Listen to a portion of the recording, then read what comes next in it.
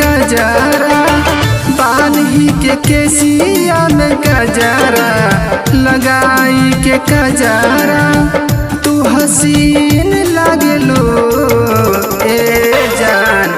तू तो सचहू में चांदे के बहिन लागलू ए जान। तू तो सचहू में चांदे के बहिन लागलू ए जान।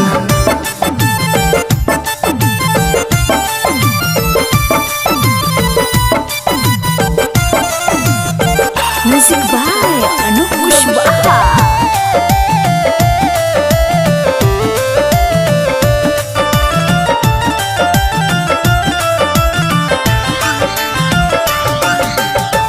साजी सवर के जब तू बाहर निकले लो, सभे का के दिलावा के घायल तू करेलू।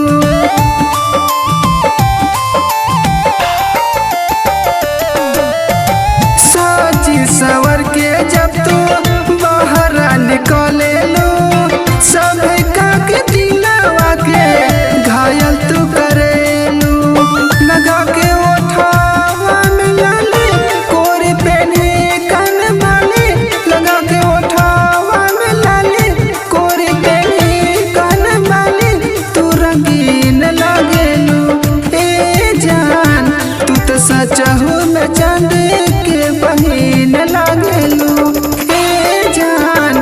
तू तो सचहू में चांद के बहिन लागेलू ए जान। तू तो सचहू में चांद के बहिन लागेलू।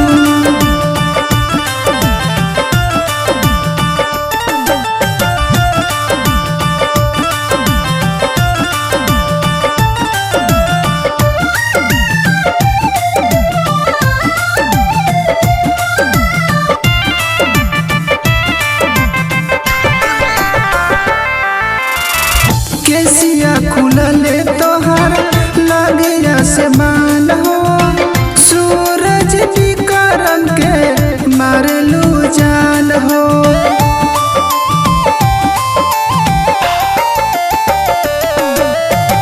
केसिया खुलले तोहर लागे आसमान हो, सूरज विकरम के मारलू जान हो।